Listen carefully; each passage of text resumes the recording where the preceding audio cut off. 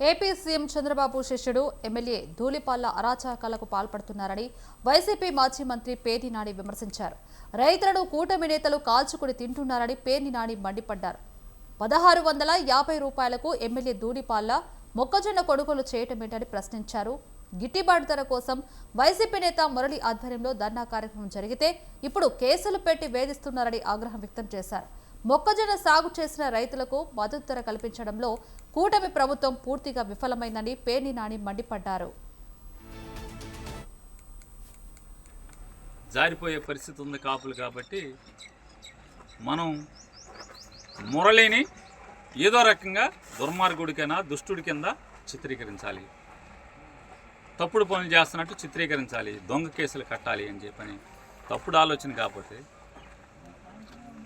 మొక్కజొన్నతో వ్యాపారం ఎవరికి అవసరం? అంబటి మురళికి అవసరమా? ధూళిపాళ్ల నరేంద్రకి అవసరమా? ఎవరికి అవసరం మొక్కజొన్నతో వ్యాపారం? మొక్కజొన్న ఊళ్ళో 1650కి రైతులకు కట్టి 2000 ఎక్కువందేమో నీ జెండా మోసేవాళ్ళు, నీకు ఏజెంట్లుగా నీ ధూళిపాళ్ల నరేంద్రని మోసేవాళ్ళకేమో 2000 ఒక్కంద సంఘం డైరీ నుంచి కడతారు. మీరెంత రాసుకుంటారు? ఇవాళ తిరుపతి వెంకన్నని అపవిత్రం చేసింది, ప్రసాదం చేసింది. ప్రసాదాన్ని నెయ్యి సప్లై దాగా ఏ నెయ్యి? వైష్ణవి డైరీతో వ్యాపారం చేసింది ఎవడు? వైష్ణవి డైరీతో వ్యాపారం చేసింది ఎవడు? కృష్ణా గుంటూరు జిల్లాల్లో.